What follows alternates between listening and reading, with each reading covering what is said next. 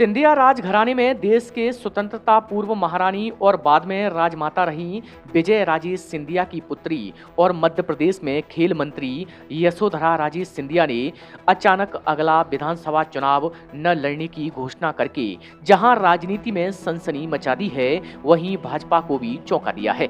हालांकि अभी तक भाजपा के आला कमान ने इस मामले पर चुप्पी साध रखी है, लेकिन यशोधरा ने शिवपुरी जाकर फिर अपना संकल्प दोहरा दिया है। यशोधरा के निर्णय ने ग्वालियर चंबल अंचल में बीजेपी की ही नहीं बल्कि जयविलास पैलेस की राजनीति में भी बड़े बदलाव के संकेत पैदा कर दिए हैं।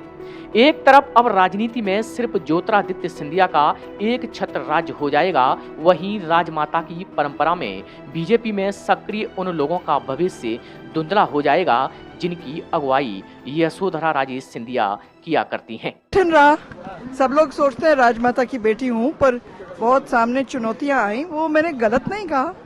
आप मुझे दोहरा रहे क्यों? मुझे दोहराना नहीं है, उससे कोई मतलब नहीं। अभी तो मेरी तबीयत ठीक नहीं है, मुझे समय ही नहीं मिला रिकवरी के लिए। 25 जनवरी सन 2000 को राजमाता विजय राजे सिंधिया के निधन के बाद उनकी बेटी यशोधरा राजे सिंधिया ने जनसंघ में सियासी विरासत को संभाल लिया। तब से लगातार ग्वालियर, गुना, शिवपुरी और अशोक नगर में राजमाता के समर्थकों और प्रशंसकों के बीच सक्रिय होकर उनको एकजुट करती रही और फिर उन्होंने शिवपुरी से विधानसभा का चुनाव लड़ा और जीती। शिवपुरी विधानसभा क्षेत्र से लगातार 4 बार विधायक निर्वाचित हुई और बीजेपी सरकार में विभिन्न विभागों की मंत्री भी रही। भारतीय जनता पार्टी ने एक बार उनको उपचुनाव में ग्वालियर संसदीय क्षेत्र से भी मैदान में उतारा और वह जीतकर संसद में गईं। इस तरह से जयविलास पैलेस में दोनों ही दलों की हिस्सेदारी बनी रही, लेकिन जब ज्योतिरादित्य सिंधिया कांग्रेस छोड़कर बीजेपी में शामिल हुए तो स्थितियां गड़बड़ाने लगी। बीजेपी में यशोधरा की जगह सिंधिया को भारी तवज्जो मिलने लगी और तभी से यशोधरा अपने को अलग थलग महसूस करने लगी है।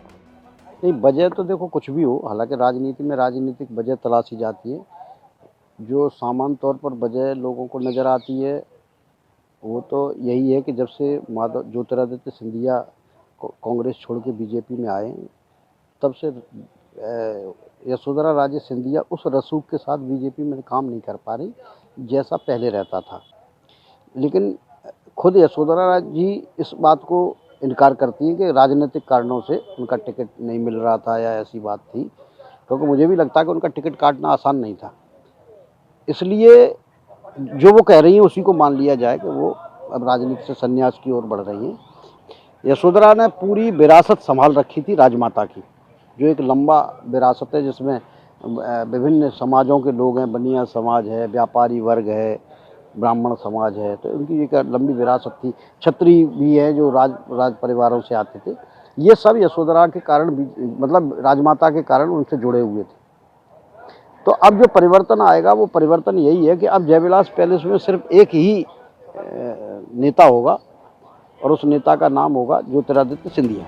वहीं मंत्री यशोधरा राजे सिंधिया के चुनाव न लड़ने को लेकर कांग्रेस भी लगातार बीजेपी पर आरोप लगा रही है। कांग्रेस का कहना है कि जिस भाजपा को सींचा और बनाया, उस राजमाता की बेटी को पार्टी ने दरकिनार कर दिया है। देखिए, भारतीय जनता पार्टी में किस तरह से अवहेलना होती है महिलाओं की, देखिए आप। एक सशक्त महिला जो कभी चुनाव नहीं हारी, राजमाता की बेटी, मतलब जिन्होंने भाजपा बनाई उनकी बेटी, यदि ये बोलती हैं कि वो चुनाव नहीं लड़ेंगी तो उसके बड़े गहरे मायने हैं और बहुत दूर तक जाएगी बात। पहली बात तो ये कि उनकी पारिवारिक प्रतिद्वंद्विता प्रारंभ हो गई।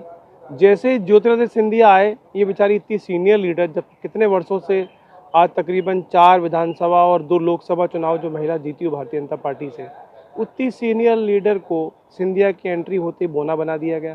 तो एक तो पारिवारिक प्रतिद्वंद्विता, दूसरी नरेंद्र मोदी जी ने बिल्कुल स्पष्ट कर दिया कि अभी राजमाता वाली भाजपा नहीं है। बहरहाल अपनी मां राजमाता विजय राजे सिंधिया की विरासत को संभाल रही मंत्री यशोधरा राजे सिंधिया अगर विधानसभा का चुनाव नहीं लड़ रही हैं, तो इसका मतलब साफ है कि वह राजनीति से संन्यास लेने का मन बना चुकी हैं। अगर ऐसा होता है तो बीजेपी के साथ साथ सिंधिया के जयविलास पैलेस का राजनीतिक इतिहास भी पूरी तरह से बदल जाएगा और फिर पूरे महल में सिर्फ एक ही राजनीतिक मुखिया होगा, उसका नाम ज्योतिरादित्य सिंधिया। अनिल गौर, ईटीवी भारत, ग्वालियर।